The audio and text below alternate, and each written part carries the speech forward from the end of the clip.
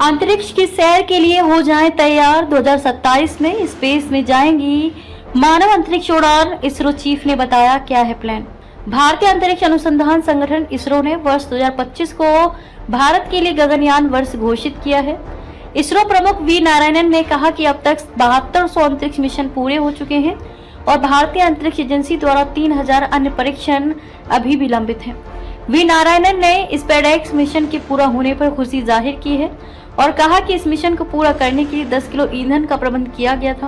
उन्होंने ये भी बताया कि 2025 में कई मिशनों की योजना बनाई गई है। इसमें NASA, ISRO, synthetic aperture radar satellite भी शामिल है, जिसे भारत के अपने प्रक्षेपण यान द्वारा लॉन्च किया जाएगा। इसरो की आधिकारिक वेबसाइट के अनुसार स्पेसएक्स मिशन के तहत अंतरिक्ष में डॉकिंग को प्रदर्शित करने के लिए PSLV द्वारा लॉन्च किए गए 2 छोटे स्पेसशिप का उपयोग करता है। वी नारायणन ने कहा कि इसरो द्वारा दिसंबर 2025 तक व्योममित्र नामक रोबोट के साथ पहला मानव रहित मिशन लॉन्च किया जाएगा, जिसके बाद 2 और मानव रहित मिशन होंगे। इसरो प्रमुख वी नारायणन ने बताया कि इसरो ने साल 2027 की पहली तिमाही तक पहली मानव अंतरिक्ष उड़ान का लक्ष्य रखा है। उन्होंने कहा कि इस वर्ष लगभग हर महीने एक प्रक्षेपण निर्धारित है। अमेरिकी अंतरिक्ष यात्री सुनीता विलियम्स और बुच विल्मोर 286 दिनों की अनिश्चितता और 4576 बार पृथ्वी की परिक्रमा करने के बाद आखिरकार फ्लोरिडा तट के पास सुरक्षित लैंड कर गए। दोनों अंतरिक्ष यात्री स्पेसएक्स की कैप्सूल में वापस लौटे, जबकि उन्होंने अपनी यात्रा बोइंग के नए स्टारलाइनर यान से शुरू की थी। इस मिशन ने एक बार फिर अंतरिक्ष क्षेत्र में निजी कंपनियों की बढ़ती भूमिका को दर्शाया है।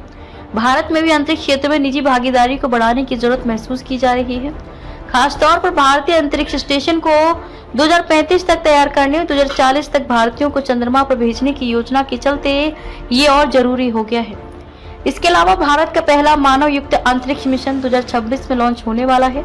इस मिशन की सफलता के लिए प्राइवेट कंपनियों की भागीदारी महत्वपूर्ण हो सकती है। इसरो के पूर्व चेयरमैन और विक्रम साराभाई प्रोफेसर एस सोमनाथ का कहना है, अपस्ट्रीम सेक्टर में निजी कंपनियों की भागीदारी बढ़ रही है, जबकि एप्लीकेशन सेक्टर पहले से मजबूत है।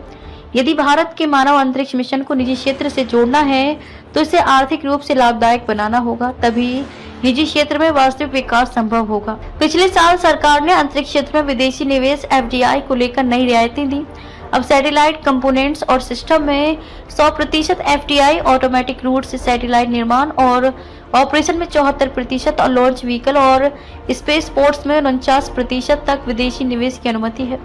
इसके अलावा सरकार ने 1000 करोड़ का वेंचर कैपिटल फंड भी लॉन्च किया है, जिससे निजी कंपनियां, स्टार्टअप्स और अंतर्राष्ट्रीय निवेशकों को भारतीय अंतरिक्ष सेक्टर में निवेश करने के लिए